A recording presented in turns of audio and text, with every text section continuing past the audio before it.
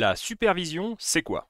On utilise chaque jour des dizaines de services différents sur Internet. Mais comme tout système, il arrive que ces services tombent en panne. Alors comment fait-on pour réagir rapidement en cas de problème? C'est ce que nous allons voir ensemble dans cette vidéo. C'est parti!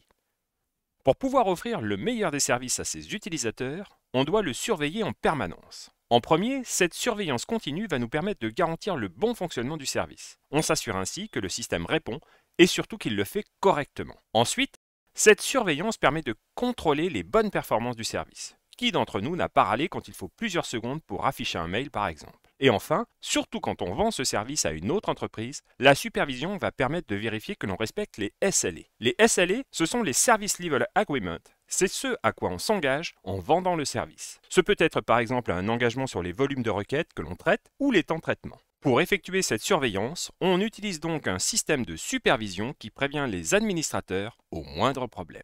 En général, quand on supervise un service, on va s'intéresser à 3 domaines. En premier, la supervision système, c'est-à-dire la surveillance de la machine qui héberge le service. On peut contrôler l'utilisation du processeur, de la mémoire ou encore du stockage. Cela va nous permettre de s'assurer que la machine est correctement dimensionnée. Ensuite, on supervise le réseau. On doit en effet être sûr que nos utilisateurs peuvent accéder au service. C'est pourquoi on surveille la disponibilité des liens, mais aussi leur débit. Là aussi, cela permet de s'assurer que les liens réseau sont correctement dimensionnés. En effet, si ton service a de plus en plus d'utilisateurs, il faudra sans doute augmenter les capacités du lien. Et enfin, on va superviser les applications. Car c'est bien beau d'avoir un serveur et un réseau nickel, mais si c'est pour atterrir sur une application complètement plantée, ça ne sert à rien. On surveille donc que les applications sont en permanence fonctionnelles et performantes.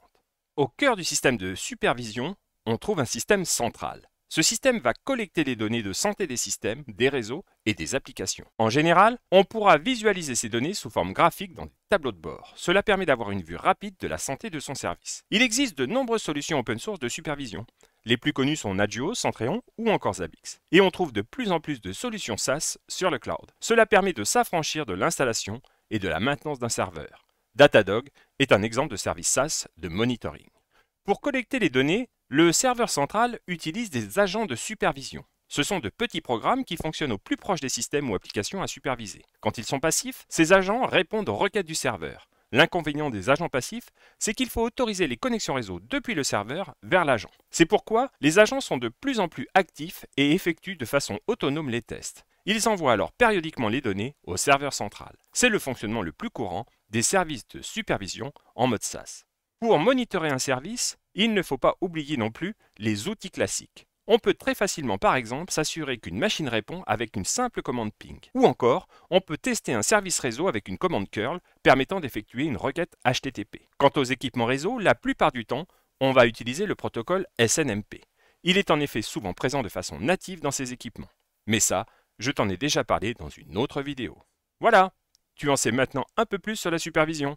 N'hésite pas à partager et à poser tes questions dans les commentaires. À très vite pour une nouvelle vidéo sur une question informatique en moins de 3 minutes.